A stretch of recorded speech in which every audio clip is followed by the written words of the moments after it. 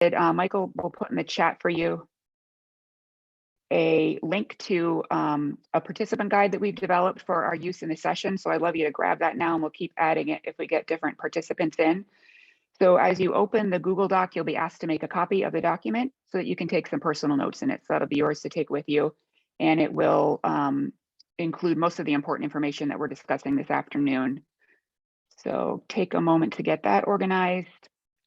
And I'll just introduce myself a little more and let you know about my background, then I'll turn it over to Michael to have him say a few words about himself.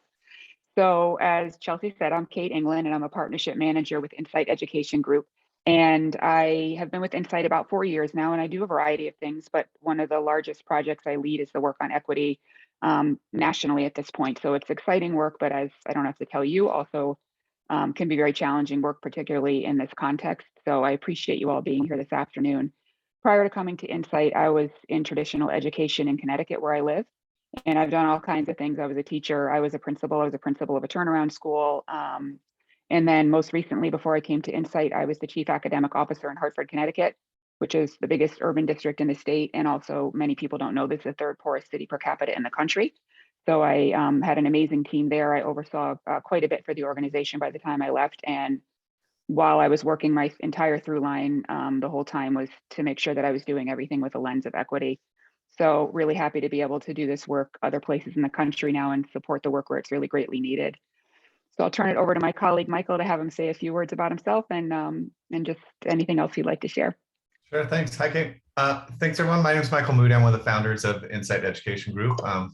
Like Kate and probably everyone else on this call, I was a classroom teacher, I was a school leader, and I was the chief academic officer in Washington, D.C. for 4 years as well.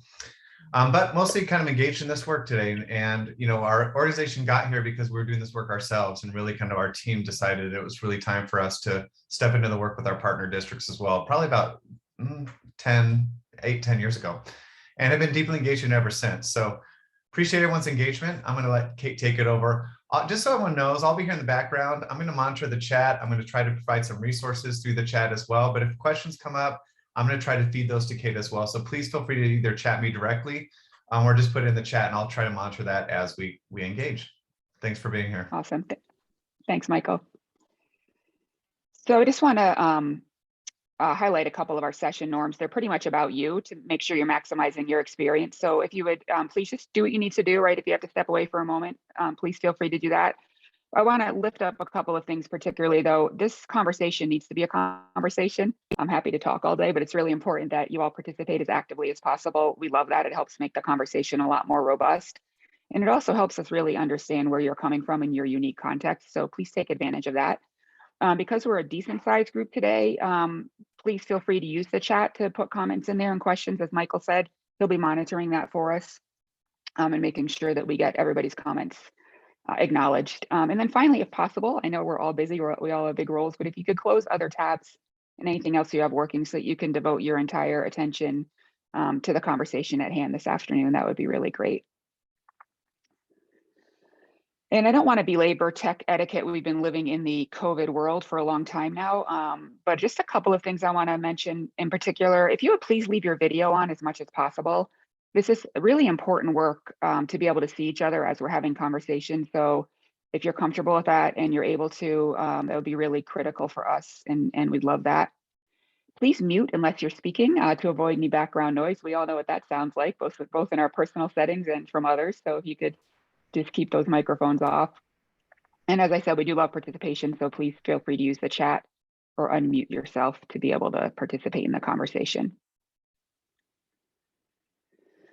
So we have some basic objectives for this afternoon. One, just to really review some important tools that we use in the work. We work a lot with Gwen Singleton's Courageous Conversation tools and having conversations about race and equity.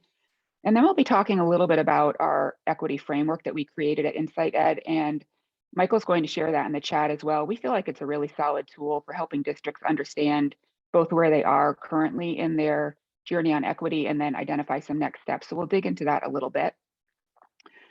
We thought it would be really important too to lift up some of the things that we've learned both in our own travels and our personal work on equity, but particularly recently in the work of our partner districts across the country. So we'll spend some time talking about those key lessons. And then we'll really dig in and have a more interactive portion of the afternoon on understanding some common detours in the equity work. So things that, and you probably have some ideas about this already, obviously, if you're deep in the work like most of you are, but what are some things that really get in your way as you're trying to do the important work? So we'll do some interactive work around that. And then finally, we'll be asking you to really think about your unique context and understand and identify something in your setting that you might be able to tackle in terms of the equity work. And we'll provide a template for that, and we'll get a little bit more into that later. So that's the arc of what we're trying to accomplish this afternoon. And I'm extremely mindful of time, so I will keep checking my clock as we go along to make sure I'm keeping us on track. So I would ask you to get out your participant guide. In there, we do have the 4 agreements that I'm going to talk about in a moment, as well as the Courageous Conversations Compass, and also some information about our equity framework. So we'll begin talking about those tools in a moment, but just so you know, the important thing about Glenn Singleton's Courageous Conversations tools is that they really help us keep the conversations about race and equity on track. As we know, the conversations can be really difficult at times, so they provide the guardrails for us to be able to understand where we're each coming from and to be able to have conversations that are more effective in the face of those difficulties. And second of all, as I alluded to a moment ago, our equity framework is a great place for you to be able to understand the aspects of equity that are important, as well as to assess an entry point for you for continued work. So looking forward to really digging into those for a few minutes with you. So in the work on race and equity, as we operated Insight Education Group, and as Michael and I each did in our separate settings before this, we always take a moment to ground ourselves in the courageous conversation tools as we do this work. They ensure that our conversations, first of all, and importantly, will engage those who won't talk. Many times we're not sure of what to say, we're uncomfortable in these conversations, and those are all completely normal feelings. But the reason we use these tools is to encourage more people to be able to have these conversations effectively. Second of all, the tools that we use really help us sustain the conversation when it gets uncomfortable or diverted. The inclination many times is just to stop talking, right? Or to talk about something else. But we know that with safe facilitation and with specific tools that help us, we're able to keep those conversations moving to a point where they can get deep enough where we have a more authentic understanding and we're able to get to a place of more meaningful action.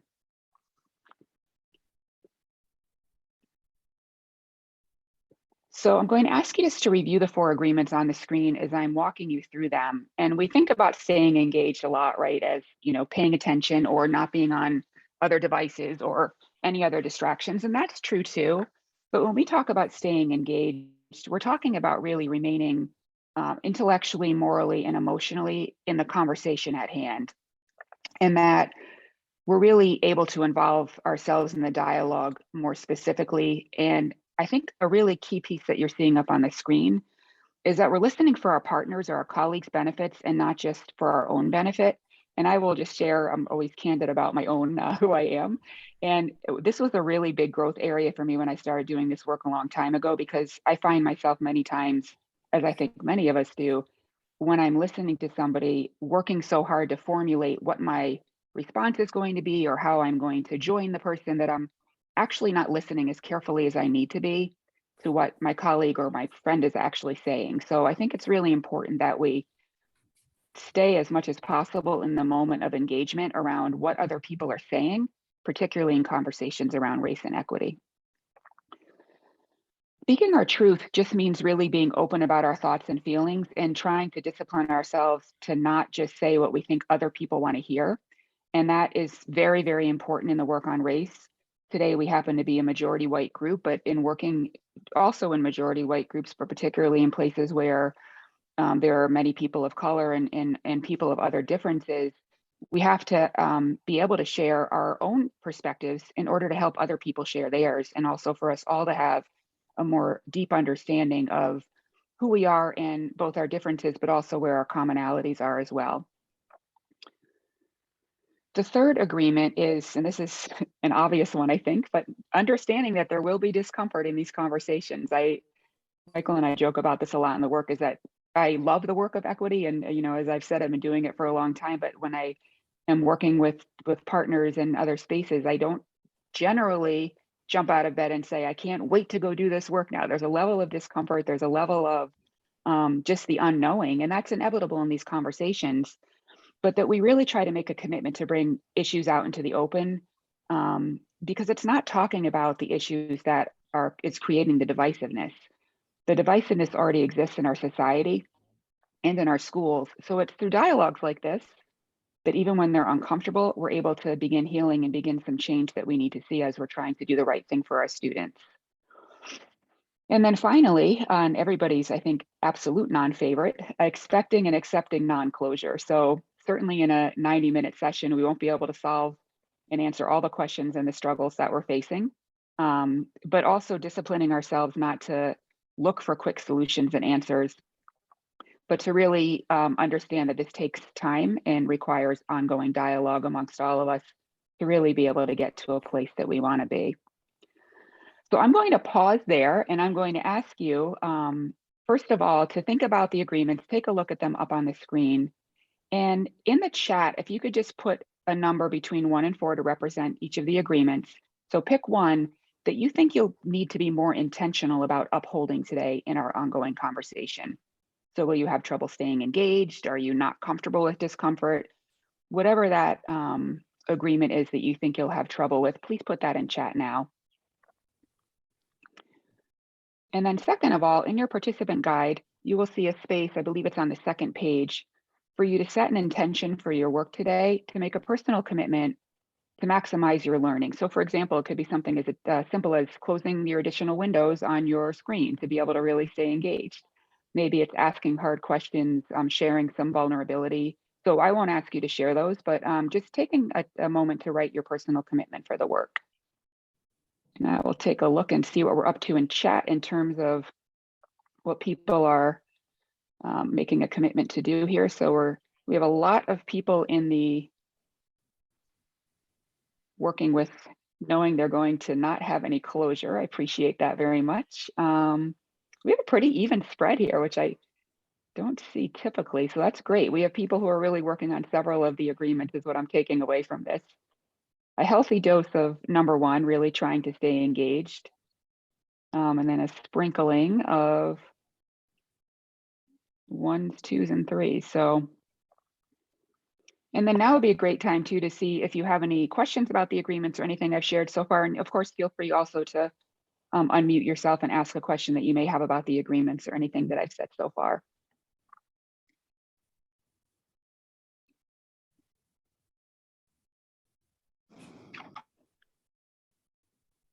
All right, hearing none, I will move on and I will get into our second really important tool. And this is the Courageous Conversations Compass.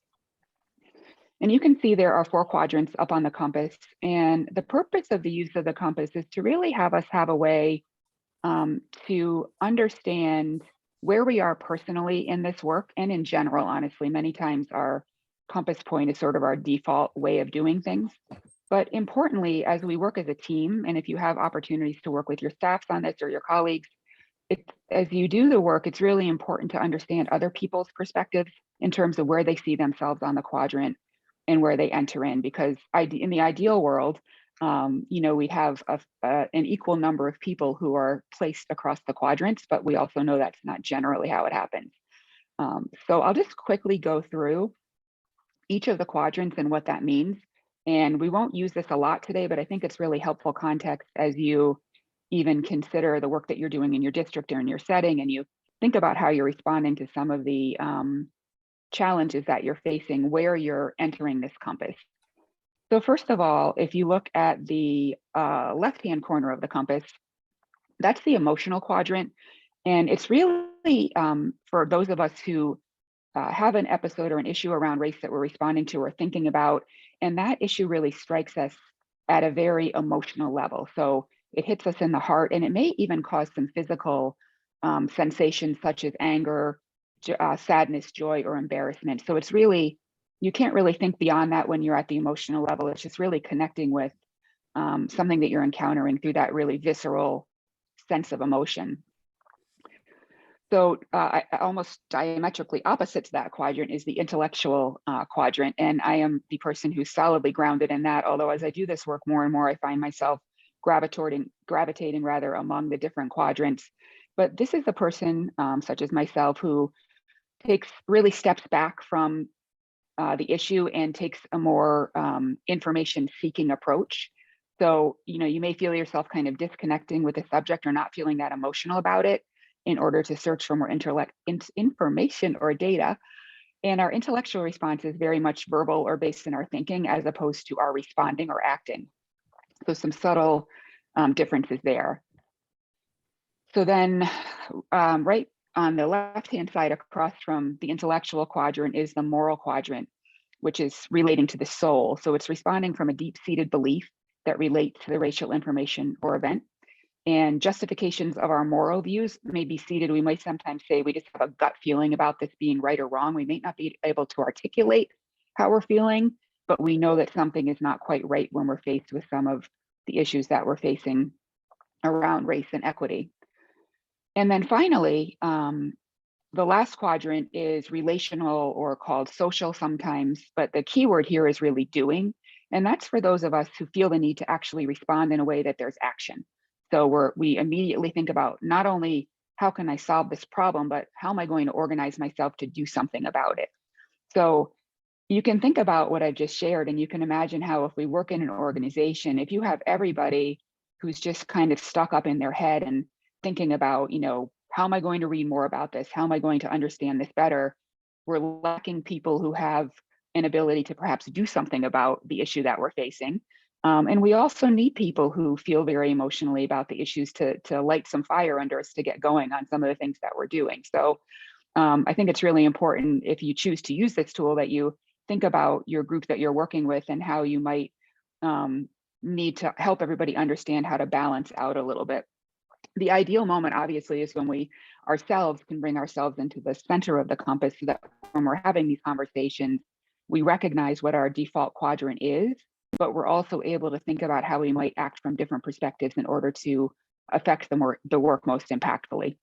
So this is a really detailed tool to use, and I only have a short amount of time to explain it to you, but I wonder if there are any questions or anything that I can clarify for you about what I've said.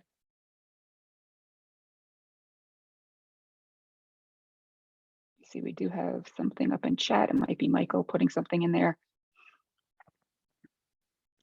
All right, so I will go ahead and move on. So let's just take a moment to read the quote individually that's up on the screen right now.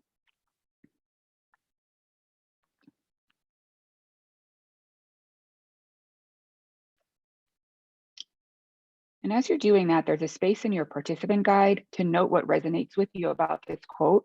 So just take a moment to reflect on what you've read and jot down a couple of phrases or keywords that really resonate with you. And then also if you would pop those in chat so people have an opportunity to get into your thinking a little bit about what you think is really important about that quote.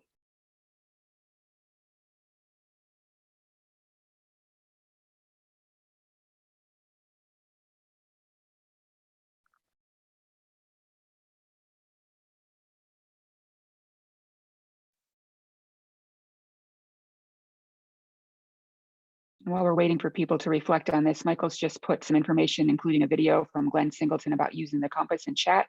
So you might want to look at that at a different point. And also for people who are just joining, we have put the participant guide for today's session back in the chat for you to open up and be able to use. So we also have some folks chiming in the chat about things that are resonating with them. Mark, would you mind unmuting and just saying a couple of words about what you put in there, which is self-examination?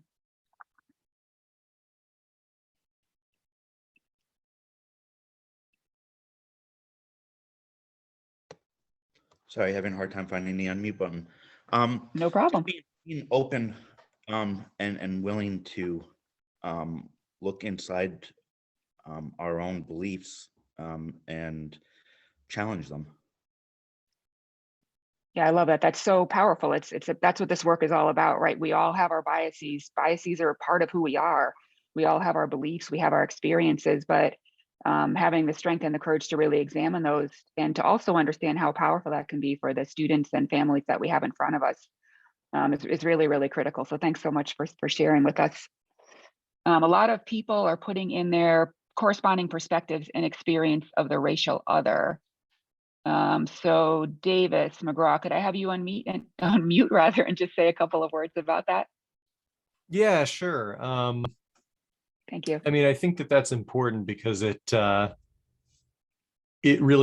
breaks out just the idea that every individual in these conversations is coming from a perspective and is coming from a set of experiences. And it sort of breaks down that idea that, you know, essentializes, right? Like we're all the same, or like we're all colorblind or something. It's recognizing that, you know, there's a multiplicity of different perspectives based on our experience. Yes, that's so powerful too. And I think the flip side of that is that when we think that ours is the only perspective, that's when we run into trouble. And we do only have our set of experiences. It's very similar to thinking about how to better empathize, right? It's like, this is what we have, but we have to be willing to go beyond that and to understand people who have not had those experiences, who do not look like us, who may not speak the same language, who may be experiencing questions about their gender, et cetera. So just really being as open-minded as possible and having these conversations really goes a long way. So thank you so much to those of you who chimed in the chat, and also to our friends who are willing to come off mute and share their perspectives with us. So we'll go ahead and move on to another tool that we use all the time at Insight Education Group, and it's our equity framework. And this is another tool that takes quite a bit to get into, but I want to just lift up a couple of things, and I'll invite Michael too, if you have anything to add as I'm going through the framework, to please feel free to chime in. But what I find really compelling about this framework is that it addresses a lot of aspects in organizations that we don't typically think about when we're considering equity. And, you know, many times we think about things like our curriculum and how we're having our students learn, or we think about how are we going to train the people that we're working with in our professional learning sectors to make sure that everybody's growing as much as possible. And those are really important domains as well.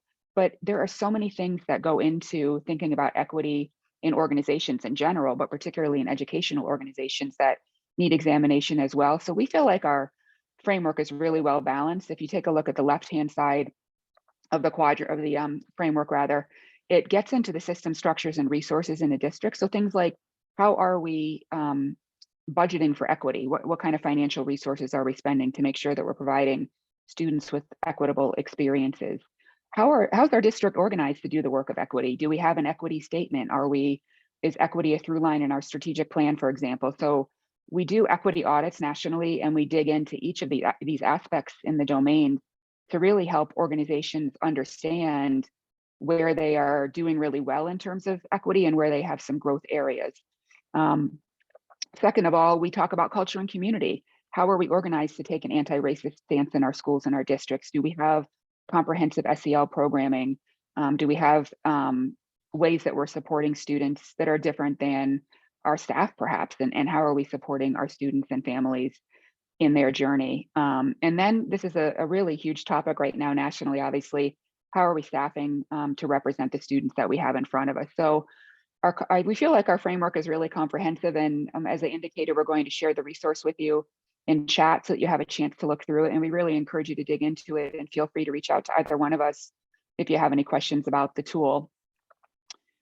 And I just want to show you one more way to think about our framework. And this is really critical when we think about the work in districts. And you'll notice on the outside, this is really the frame of how we think about the work. So most importantly, on the right-hand side of this frame is, what are the outcomes that we have for our students?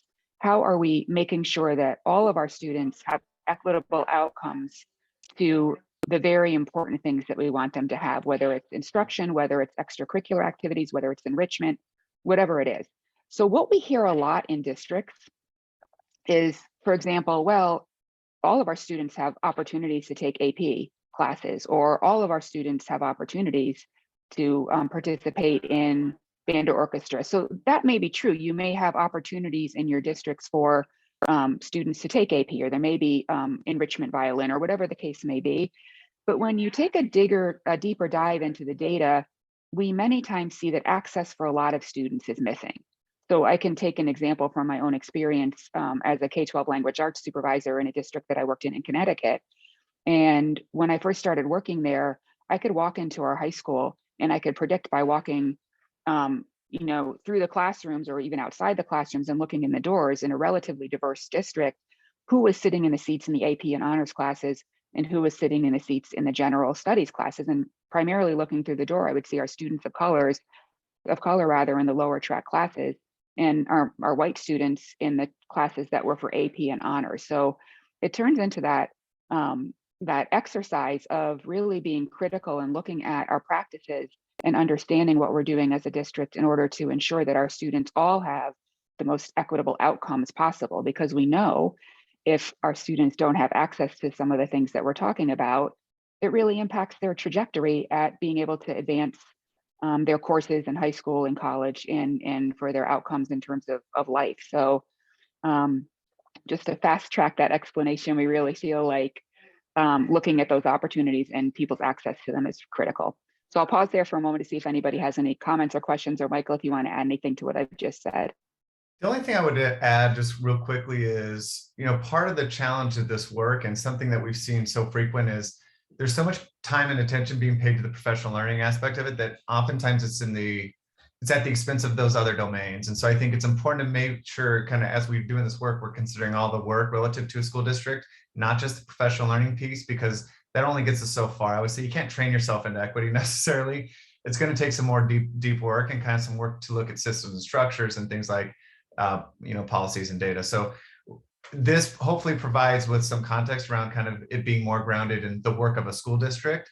The other thing we see often too is equity often sits up on the side. So we all do our work and then there's this equity strategy that's kind of living in the district, but it's generally held by an equity lead. And they oftentimes report up to someone, but they don't have a team and that kind of stuff. So it doesn't find its way into the everyday work of the district. And so the hope is that by examining equity relative to all aspects of the district, you start to kind of get deep into the work, but also you start to see real change pretty quickly. Thank you. All right, so we will go ahead and move on. And I did want to share some lessons that we've learned in the equity work. Having done the work rather in the equity space for a long time, we see a lot of themes. And I know this from my personal work and my work before I came to Inside Education Group. And I think they're really critical to lift up here. And you may be seeing some of these in your own organization as well. So first of all, I can't stress enough the importance of doing the work personally as well as organizationally. And by personal, I mean, it's just critically important to understand ourselves, even some of the quick conversations we've had today, and recognizing that we all have biases, we all have our experiences, and that we really need to understand how those inform what we bring to each situation regarding equity. So in my opinion and in my work, I don't believe that you can get as far with the organizational work, which means really looking at the systems around us and being willing and able to examine the inequities that exist in our organizations in order to mitigate those. So if you don't take the time to do the personal work, the risk that you run in trying to just move to the technical work in the organization is that it won't be as deep and it won't be as sustainable, because enough people won't understand what their personal experiences, biases, and backgrounds are bringing that may impede the work. So it's just critical to spend that time.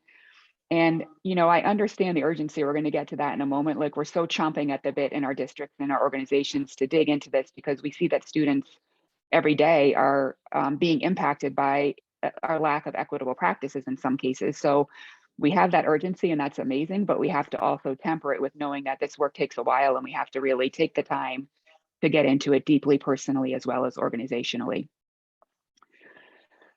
Second of all, it's just really critical to understand where your district is in the equity journey or your organization. And as we've talked about a little bit this afternoon, the equity framework can really help with that and help you figure out where you are as an equity audit can.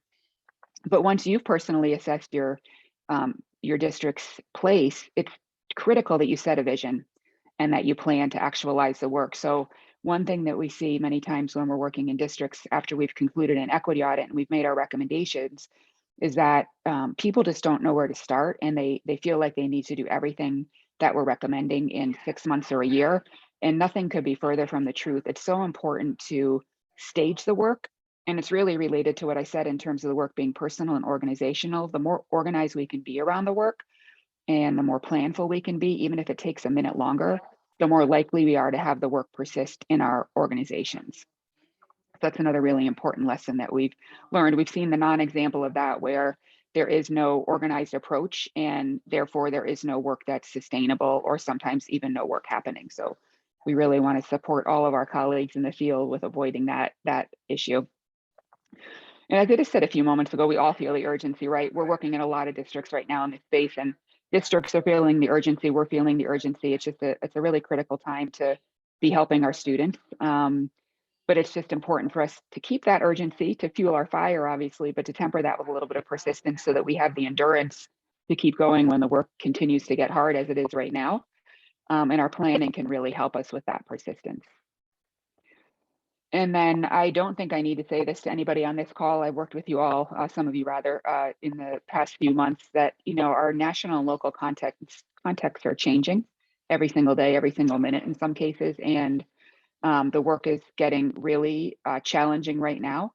So we have to continue to be as nimble as possible in order to do the work. And, as Chelsea mentioned earlier in the call, we have been supporting a lot of you, some of you on the call right now, and some other districts in Vermont, as this work has been challenging recently. And we do all kinds of things to help out. We've helped districts think through how to create a job description for a DEI leader. We've problem solved some issues of overt racism in districts and some challenges that have occurred in the community as a result of that. We've helped some superintendents think through how to start an equity audit or how to discuss that with their community. So we've done a bunch of things. Michael, you may have some other things too to bring up. Those are the three that come to my mind, but I don't know if you can think of some other things that we've helped with since we started working with the consultancy here. Yeah, I think you hit on the kind of main ones. It's been a lot around communications and even things like board management and kind of how do you kind of manage the stakeholders in both providing the feedback. You want to get the stakeholder feedback, but also, the challenges related, especially right now, to school board meetings stuff. So even kind of some of the tactical pieces around how to engage could be helpful. Yeah, thank you. So we'd also like to hear from you. I mean, these are our sort of things that we've lifted up, and we have somebody raising a hand. I see. Angela, did you want to say something? Well, I can wait too. I was just it was a question based on one of these points and what Michael just said, but if you want to finish your thought, go right ahead. Oh no, please go ahead. Okay. My thoughts will always be there.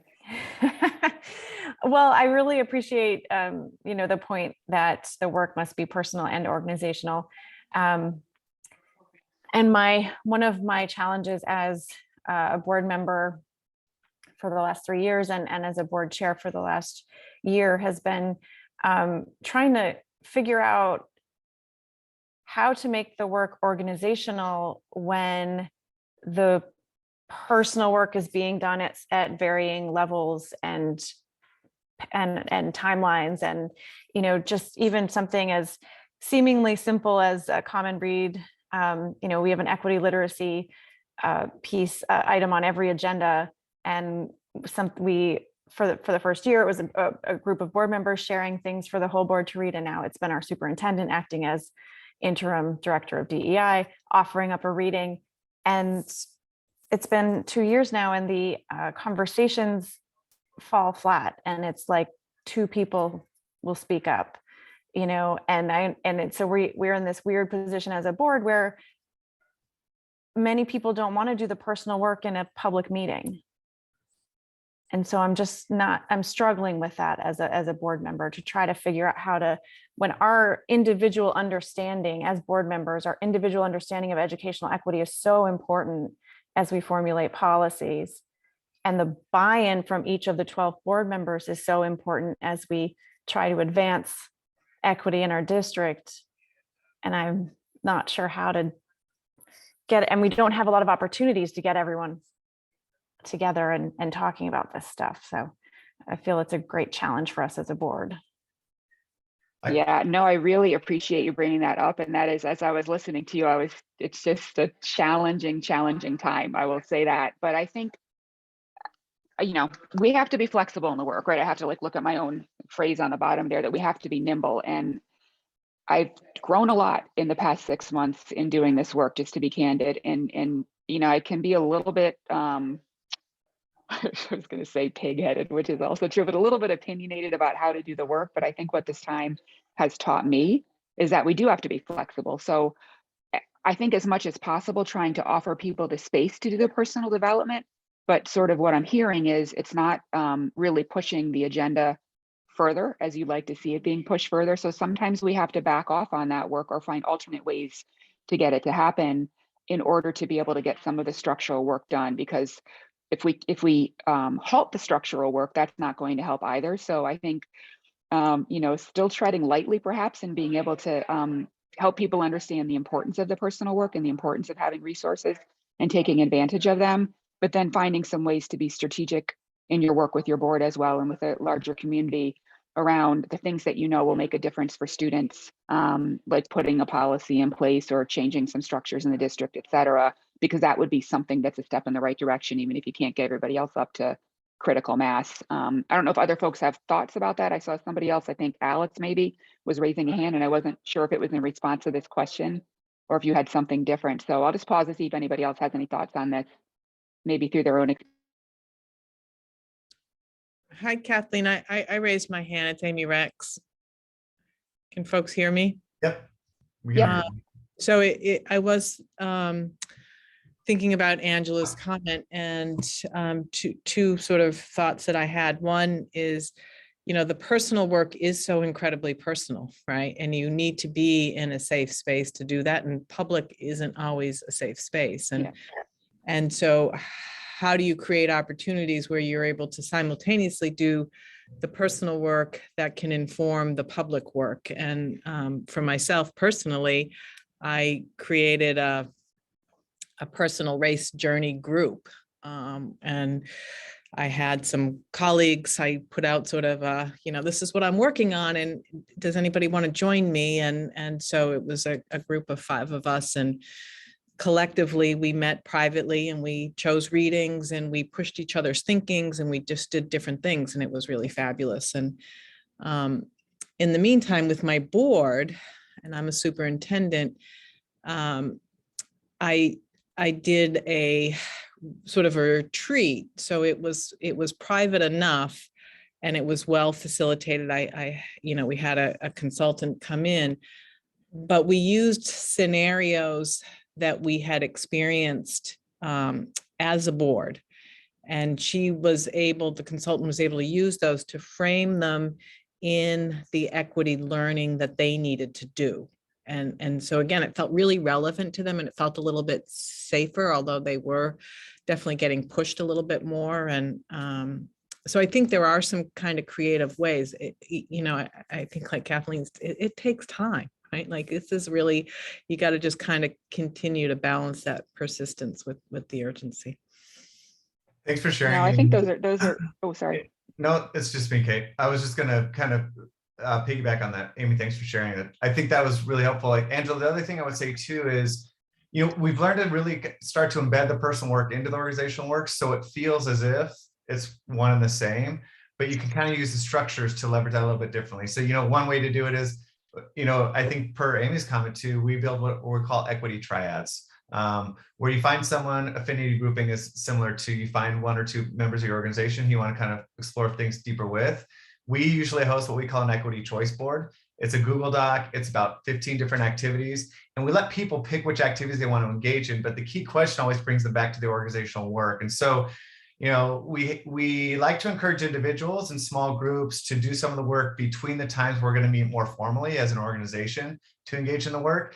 And the work can have that through line. So those individual efforts that on the choice board or the kind of triad activities, they lend themselves to the conversation that will be had relative to the organization, but it helps you kind of put the pieces together. It's almost impossible to make this organizational and personal kind of in 2 separate buckets. Even if you're focused organizationally, the personal stuff creeps in right away. I mean, we're talking about people's identities, and kind of you carry your identity with you no matter what hat you're wearing in an organization. So thinking about ways to offer up, not just book studies, but kind of different types of resources, articles, activities, ways that they can engage on their own time. We structure that through choice boards and stuff that we can, I'm happy to help you do that too. I'll keep chatting my email so you have it, but feel free to email me and I can give you some examples as well.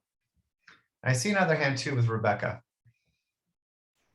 And before we go on, Rebecca, sorry, Rebecca, I hate to interrupt you guys. Chelsea put in the chat, which I just want to remind people of, is that since our call is being recorded, if you would like to ask a question or a comment, but don't want to be recorded, please just send Chelsea a private message with your question or comment, and she'll be happy to read it anonymously. So if there's anybody who wants to ask a question but doesn't want to be disclosed, then we can handle it that way as well. Sorry to interrupt you. Go ahead. So I just want to respond to the piece on the personal work and the organizational work. And I'm a board member on the Mount Scottney School District, and a group of us had come together to work on an anti-racism policy, and it was facilitated by Dr. Melissa Crum, and there were some really powerful experiences that many of us had in that environment. And I think it was Angela or Amy comment made that that work is very personal and may not feel very comfortable in a public arena. And so one of the things that hopefully we wanted to do was to continue, although our policy has been written, but we wanted to continue to meet because we all felt that space was a valuable space for us to personally engage in some of our own experiences and just check in with others. So we haven't returned to that yet, which I hope we do. But I do think that the personal work really sort of informs us in some degree on the organizational and is very valuable to continue and to be ongoing. Thank you. No, thank you so much for that, Rebecca. We completely agree. Definitely, it's sort of the hallmark of what we believe as well. So thanks for sharing that. All right. Anybody else before we move on? Great conversation. All right, so we're going to move into talking about some pitfalls, although we've kind of raised some of them, which has been great. So in your participant guide, we've provided links to two of Paul Gorski, whose work we're going to dig into now for a little bit. His pieces, one's the equity literacy abilities and the equity detours. I'm not suggesting you open those up right now. You won't need them at all, but I wanted you to have the references for later in case you have not read his work and you're interested in just getting a high level overview of what he does. I think it's a really helpful context for understanding the work that we're trying to do and having a research-based way of approaching it. So really quickly, you could do a whole session on either equity literacy abilities or equity detours, but we only have a little bit of time this afternoon. So in order to understand or discuss the equity detours, we have to really understand the equity literacy abilities first. So if you take a look up at the screen, you'll see what Gorski calls these abilities. So they're really the foundations of equity literacy, and they're a commitment to deepening our individual and institutional understandings of how equity and inequities operate in organizations and societies, and how we actually play a part in those and the stages that we're in. So if you take a look, you'll see that they really are organized hierarchically. In order for us to be able to do anything in our organizations or personally, we have to be able to recognize an inequity. And we can't get any further on the hierarchy until we do that. So we have to actually be able to know that something that we're seeing is not equitable. And then the second stage obviously is to be able to respond to that inequity. And you move on through the hierarchy until you get to the top two steps, which are being organizations or being able to individually actively cultivate equity or sustain equity. And the detours are the things that we do to create optics of equity progress, but they also are the things in organizations that prevent us from being able to reach those higher two steps of actualizing equity and then sustaining anti-racism. So sometimes they're the ways that we avoid the hard work of equity because we might focus on things that are a little more manageable. So that's sort of the conversation on structures, although not entirely, but that is more manageable than doing the personal work. But it's just really important to understand that these equity detours are fairly predictable, and that they do show up in a lot of the work that we do. So I'm going to briefly context the 6 detours that Gorski talks about, and then you're going to have some time to work in small groups to more deeply dig into them and figure out a couple of ways these show up in your organization. So we'll get into some small group work in a couple of moments. So Gorski talks about several equity detours, and what we're doing this afternoon is adapted from some of his work, but the basic equity detours are the ones that you can see up on the screen: pacing for privilege, deficit ideology, celebrating diversity, colorblindness, shiny new thing, and individualizing equity. So as we think about the pacing for privilege detour, you can see the key phrases up on the screen that really capture what this detour looks like. It's prioritizing the comfort and interests of people with privilege over progress toward equity. So a common phrase around that is when people say, well, we're just not ready for that. It's too soon for us to be looking at this work. I mean, there are a lot of other things that people say, but generally not being as quick as you could be around the work on equity is because you're spending time worrying about the comfort of the majority group or the people with privilege over the progress with that equity. So that's a detour that we see quite a bit. The second detour is, as you can see up on the screen, focusing really on adjusting the cultures, mindsets, et cetera, of the people who are marginalized, rather than trying to adjust the conditions in our district that marginalize people. So an example would be thinking about addressing discipline disproportionality rather than digging into the actual causes of discipline. You know, like, and you hear things like, well, if that student could only learn how to behave, versus how can I look at my ability to be able to connect with students and understand what some of the causes of the discipline disproportionalities that we see in many of our districts are occurring. The third detour that we see a lot is mistaking celebrations of diversity for actual progress toward equity. So things like Diverse Friends Day, or we could all name something, I'm sure, from our own organizations or from other places where we've worked, where people feel that celebrating a certain culture is a move toward equity. And it's not to be negative about that. We just know that there's a much broader way that we need to be thinking about equity and actually changing conditions for students and families, that we can't get stuck on just thinking that doing something around a particular day is going to move us as far as we need to be moved in these conversations. And then one of our colleagues alluded to this a little bit around not seeing race, but the colorblindness detour. So it's really trying to think about racism through pretending that race doesn't exist. And we hear this a lot, right? Things like the phrases that you see up on the screen, we're all one race, or saying things like, by focusing on race, we're making things more divisive, which actually isn't true. It's about having those deep conversations that help us understand and empathize with people who aren't like we are. And then again, just using the phrase right out of the title, I hear many, many times in my travels, people saying, well, I don't see color. And that, first of all, is not true, because we all generally see somebody when they walk in the room. And it's also a phrase that is insulting to our friends and colleagues of color, because if you don't see their color or their race, then you're actually not seeing them. So I think it's really critical that we dig deeply into that detour and understanding how to continue to move toward more equity in our settings. And then finally, the shiny new thing, as it's called, detour.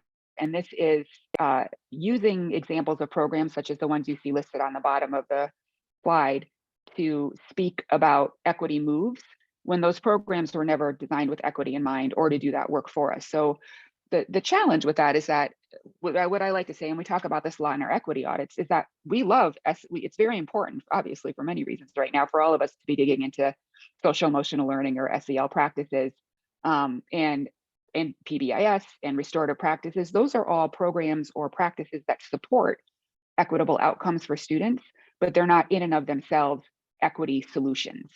So it's an important nuance, but equity isn't a program. Equity is a mindset, equity is an understanding, and equity is a willingness to dig in and look at practices and structures, and not a program can solve that. So we have one more to dig into, and then you're going to get a chance to explore these on your own with a team and come back and help us understand your understanding of one of these detours. So the final one that we'll share this afternoon is the Individualizing Racism Detour. And it's thinking about racism as interpersonal incidents, sort of as one-offs or attitudes or biases, while not looking closely at the larger structural racism and institutional inequities that exist in our policies, practices, and systems. So an example, as you see on the bottom of the screen, is disciplining students for biased actions only, rather than understanding the underpinnings of why students may make racist comments or homophobic comments that perpetuate those biases, and really being willing to examine those structural underpinnings of the actions that we're seeing. So a lot of information, and this is not like something you're going to like learn in an afternoon entirely, but I think that the overview and the materials that you have in your participant guide should give you enough information to be able to have a good discussion with your colleagues in breakout rooms. So if you would get your participant guide back out, you'll see a link to a note catcher. Or I'm just going to try to find the page for you all. It is on page 5, I believe. It says link to Equity Detour note catcher. So if you can find that link and open it up, once again, you'll be asked to make a copy. You really only need one person in your group to have the link, because we'll ask you to have one note taker, but go ahead and open that up now. And we're going to give you, let me check my clock. That's going to be perfect. We're going to give you 15 minutes in your team total to do this. So there will be 6 teams. And if you notice, there are 6 equity detours. And how this is going to work is in a moment, Chelsea is going to send you into breakout rooms. And if you are asked to join breakout room 1, you are going to be team 1. So you'll work on the first equity detour and so on and so forth. So you have to pay attention to the team that you're assigned to, and that will be the equity detour that you study in your session. So the first thing and most importantly is to identify a timekeeper, a recorder, and a spokesperson. So you can keep yourselves on track and really have a robust conversation, but not run out of time. And then we're going to ask you to use one Google Doc per team to guide the conversation. We'd like you to review the definition of your detour, and then be prepared to discuss your understanding of the detour with the group, depending how much time we have with our group. And most importantly, we'd like you to identify and record some examples of where you think you've seen this detour in your setting. And then also how you might start to mitigate that detour in your setting. So pick one of those. I don't suspect you have time to dig into all the ones that you generate in 15 minutes. So come to a common understanding of what the detour means, figure out some examples from your settings, have a conversation about how you might be able to mitigate this detour in your setting, and then we'll come back together and have a quick report out on what you found. Any questions about what we're doing before Chelsea sends you into breakout rooms?